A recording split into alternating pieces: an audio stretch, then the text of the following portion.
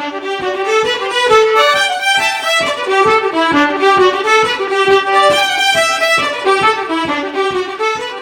that lockdown's near over, we know we'll soon get the chance, but I'm sick of everyone asking, when will we be able to dance? The swords might take some finding, we're cleaning and dusting our shoes. All we need now is reminding how to go out and dance for our booze. Hello everyone, welcome to the DERT of DERTs Tommy chat. It's Tuesday the 2nd of March, it's around about 8 p.m. and I have three of the finest, most experienced Tommy people I could find, aka could be asked to turn up and share some of their Tommy secrets, their Tommy opinions, and have a general kind of chit chat. So we've got three of them here. So I'm going to start off with Stuart. Say hello, Stuart. Give us a very brief bio overview of your Tommy experience. Oh, okay, thank you. The best way I could say about getting into Tommying is I didn't want to do it, really. I got injured many years ago and didn't dance for about 2 years. And the only way I could still keep turning up and joining in was to do something else. So really didn't enjoy it when I started. Couldn't wait to get back to dancing. And then sort of about 2 years down the line when it was time and, you know, I've been sort of past fit, I realised that actually I missed it and I wanted to do the Tommying rather than the dancing. And who do you Tommy for, Stuart? Sallyport. Excellent, excellent. And moving on to Chris Cartridge. Right. Yeah, well, I do it because the tradition of the Newcastle Kingsmen, my first team, was that dancers who felt like they could Tommy. So you were just a dancer and occasionally you get the top hat and tails thrown at you and you'd do it. So it's always been that sort of Kingsman tradition that anyone who wanted to gave it a go. And I think that started in Sallyport as well, in the late 80s, early 90s. So I've always been teams with a very strong Tommy. And so I guess that's what it was. But for years, if not decades, I saw myself as a dancer who did occasional Tommying. So I still sort of see myself as that. Nice, excellent. Thank you, Chris. And some might say a rose between two thorns, or caught between a rock and a hard place. It's Sally Waring.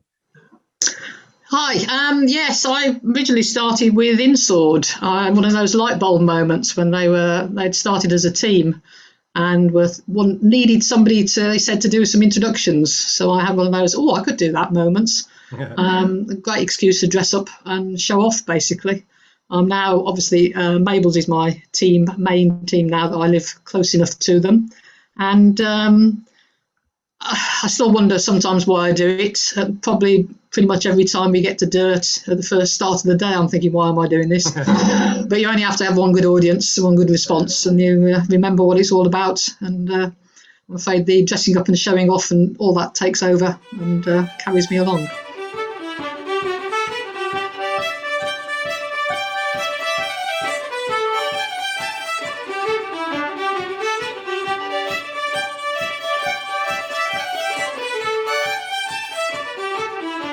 How does one get to be a good Tommy? You know, what is it? What do we have to do to get there? The thing which a lot of people miss the point on is funny is not your first job. If anything, it's your last job. You know, you've got to think it's introduction, clear a space, make sure both the dance doesn't interfere with the audience and vice versa. Keep an eye open for that drunk. Mm-hmm. Then be funny. You need to point everything in and not out. So where a lot of Tommies go wrong is they stand up and they do a comedy routine and people watch them and not the dance. So if you listen to a lot of what Chris does and what I do, is the gags are always along, oh, look at that. Oh, look, and push the audience into watching the dance rather than watching and listening to you. Yeah. And then the last thing I would say is probably the most important thing is you're stood there with a spare sword and you have to be ready to get it in. Yes. When a sword breaks in the set and Tommy's too busy talking to somebody over there, that's when you've failed. The quicker you can get that sword in, that's really why you're there. Thanks, Stuart. Sally. Oh, flattery. I'll start with one of the reasons. One of the things Stuart's made me realise that one of the things I'm not good at is I do get easily distracted and tend to get chatting to the audience, which is not a good way. To me, the main thing is, well, the first thing is you shouldn't be distracting or detracting from the show at all. The dance is the thing.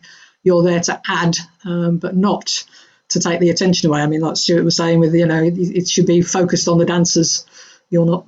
It's not the Tommy show. It's a rapper dance. A simple thing that I don't, but I see some Tommies and people not always doing this is just good projection. You can be as brilliant as you like, but if you can't actually be heard, then you're just standing there mouthing. And the other thing that's key for me, certainly what I suppose is a basis of my approach, is just go for it, experiment, try different things out. There's plenty of chance to try different. If you're on a pub crawl, whatever, try out, see what works. If it doesn't work, it's not a disaster. You're not gonna, nobody's gonna die. One of my preferences, for instance, which I don't, depends on the circumstances, but I still do occasionally. I'll sometimes just walk out and think, I have no idea what I'm going to say. I'll just go and improvise. And sometimes it doesn't work, and sometimes you end up with something that you can use for years afterwards. So I like experimenting. I don't think it's done enough often. Brilliant, thanks, Sally. And Chris, how does one get to be a good Tommy? Yeah, lots of great advice from the guys there. I agree with all of that. I think you have to be engaging. People want to like you. People have to like you, and therefore like the dance. So if you're offensive to people, or offend, or are too much in their face, that can sort of detract from it. So yeah, to make sure people see the dance, never walk in front of the front of the set. The only time you can do that is if it's a festival where everybody is around you completely. But generally, the dancers have chosen the up. Don't walk in front of that. Do horseshoes, round from one side to the other, round again. Absolutely. Never walk in front. And I think it's important to know the dance. There are some good Tommies who don't dance, but you've got to know the dance, because you've got to be able to quickly look at the dance to see where they're up to make sure that you're coming in with the right timing on whatever you're going to do. It's so important to highlight the clever bits. When they're going to do a tumble, make sure the crowd are watching the tumble at that point, because that's what's going to make the money go in the hat. I rely on a standard patter, which I then put topical things in, because it's so easy to dry. If it's a hard audience and there's someone giving you the evil eye, or there's someone with the back to you with his arms folded, wedged at the bar and getting in the way of the dance, if you haven't been able to shift them, it's unnerving. And so I have a standard patter. I'll vary from that if I'm feeling good, but if I'm not, they get the standard patter. And so I've not dried. But sometimes the dance speaks for itself. So sometimes you can be quiet. My Z is zombification. If you do corpse the team, you actually level up. So right. I've only done it a few times, but if you can corpse the team by something you've said, then you do level up. It's great. Or even better, the musician. I don't know if you remember, is it Jeff Kirk at one of these Staley Bridge trips, when we had a lad playing the mouth organ, and the lad who he lives in Cumbernauld up near Glasgow. He came out with this Tommy gag, which the guy playing the mouth organ laughed so hard the mouth organ came through the set at eye height. It literally just mouth organ came straight across. Yeah, that was probably one of the funniest things I've ever seen in a dance. Yeah, I bet. So, in terms of kind of three-word slogans seem to be the politics du jour at the moment. In 3 words, 3 separate words, how would you describe kind of being a good Tommy? So, Sally, kind of three words. I'm going to fail on the pithy and succinct, I think, because I go for it. Have a go. Don't that'll be your 3 words. Go for it. Chris, three words for aspiring Tommies. Confidence, engagement, and flexibility. You should be able to deal with full pubs, empty pubs, outside spots, stages, competitions, whatever. Yeah. Okay, that's good sound advice. And to finish off, Stuart, 3 words. Don't be scared. Yeah. Just feel the fear and do it anyway. Yeah, don't be scared. Have a go. Yeah. You know. What's the worst that could happen?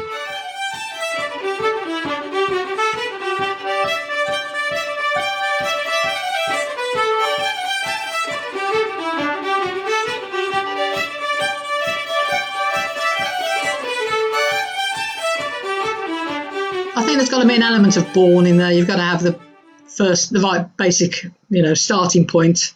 I mean, I'm with Chris. I'm an introvert as well, but I think you've got to have that extrovert streak that wants to get let out. And I think the more you do it, the more likely you are to enjoy it and make a success of it. So a mixture, I think. I think it's possible to learn. Like I said, when I started, I did it purely because I couldn't dance. At the time, we were short of Tommy, and I know when I started, I was absolutely terrible. And a lot of what I do now is, like Chris said before, a learnt pattern. At times, I could literally be verbatim every dance if I wanted to. If I didn't want to ad lib and I didn't want to deviate off that, I could probably almost do the same performance every time. And that's very much a learnt thing.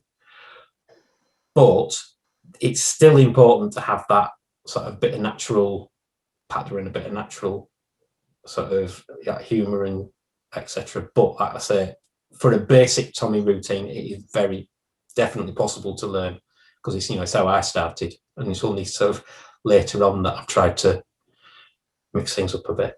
For the question of nature or nurture for Tommying, I think there's probably a dissertation in that, so we've not got enough time.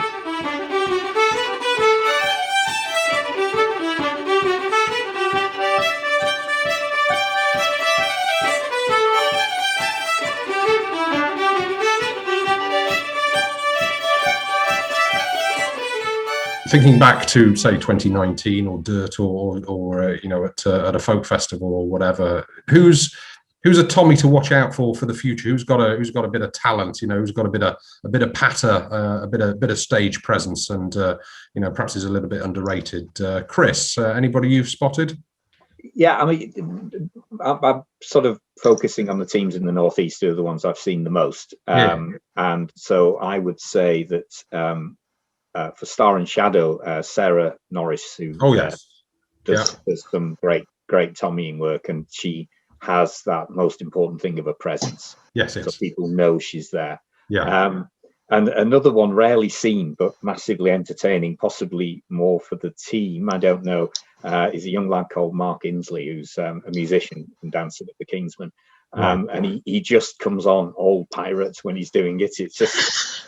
It's just really funny with lots of ha-ha-ha-has in there, which just tucks me up every time. It really does. Excellent. Plenty of pirate action, and Sarah Norris having a good stage presence. That's those are what you're looking out for the future. Sally, who have you spotted? Who's tickled your fancy Tommy wise over the last few years? The one I think is underrated is Jake Wood, who was out with Shropshire Sharpshins last year, 2019 at DERT. He didn't do as well in the conference as I expected him to. I think I like his dry humour, and I've actually nicked a few of his odd bits and pieces, as one does. Mm-hmm. I am a little biased. He has depth for me at times with Mabel's. But I still rate him, despite the fact that he borrowed my French maid kit once and gave me back with a t-shirt about 3 times bigger than me, and it won't get back to my size. So other than that, I've forgiven him. Well, kind of forgiven him, but I still rate him he's a good Tommy. Well, you have to put it on several boil washes to try and. I probably need to. Yeah, well, I haven't got the incentive at the moment there. And a session in the tumble dryer. Thank you, thank you, Sally. Stuart, who have you spotted? I think the best new Tommy I've seen in quite some time is actually one of ours. I'm going to suggest you're going to say Tom Smith. Is that right? I am. Yes, Yeah, Tom Smith, because he just makes me laugh so much. Yeah. He's got his own unique style. He's very quick to ad lib and very funny, but he does it in quite a traditional style. And I am, for the most part, I'm very much a traditionalist, but I just find him really, really innovative and really, really funny. I thoroughly agree with that one. Yeah, I was watching him quite closely. We were following Sallyport round, I think, a couple of DERTs ago. He was just picking up on really funny things. Yeah. Oh no, actually, he was picking up on really ordinary things. Just things that were there and making them incredibly funny. And yeah, I'd rate him very, very highly.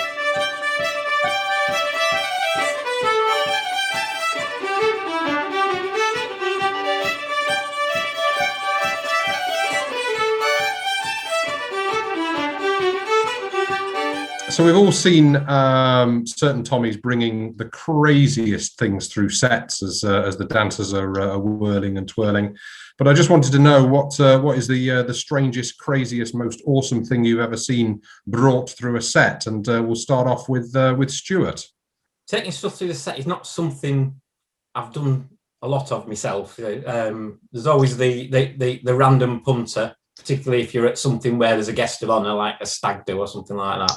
I have a recollection of a couple of things being taken through the set, which one of which was many years ago. Chris will remember this: a floor cleaner being taken through a set by the Kingsmen in London at DERT, and it just disintegrated in the middle of the set, and it just left a trail of components right the way through the middle where they were dancing.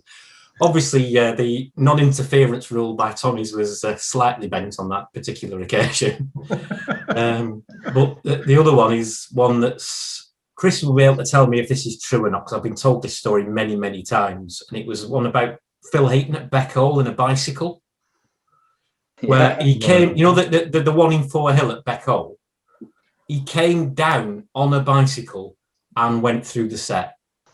Great timing, brilliant. Thanks, Stuart. Well, actually, I did start by thinking about what I'd done myself, and my first instinct was I don't take anything through the set, and then of course I stopped and realised that actually I frequently take hundreds of wraparound or Morris dancers through the set, which is but I don't do. I was going to say I only do animate objects, but not all of them, of course, are that animate. In fact, my actual preference, when I sat and thought about it, was the Phil and Aubrey approach of the three chairs. I don't think you can better that, personally. I think whatever else you bring through it can be good, but I just think that just gets me every time, to be honest. I don't know if that says something more about me than them, but I just like that simple approach for the three cheers, Absolutely, brilliant. Thank you, Sally. And Chris, what have you seen brought through a set? Yeah, the craziest, stupidest thing brought through a set. Probably Fat Steve carrying a pint when he through. It probably takes a lot of those bottles. The guy floor cleaner through for any oldies around is Brian Kelly, and it was a Brian Kelly one back in I think '88 that I remember. It was in the Netherlands, and like Stuart said, he decided he would cycle through the set, so he grabbed a bike off a passerby and cycled through the set. But he didn't know that Dutch bikes don't have brakes. You have to pedal backwards to stop the old ones. And so he just went straight and ploughed through the crowd. It was, it was messy. I've come to the end of my questions. Thanks very much for taking the time this evening to join us and be filmed, etc. Thanks very much. Can we'll give you a round of applause. Thank you very much for your time and energy. Much appreciated.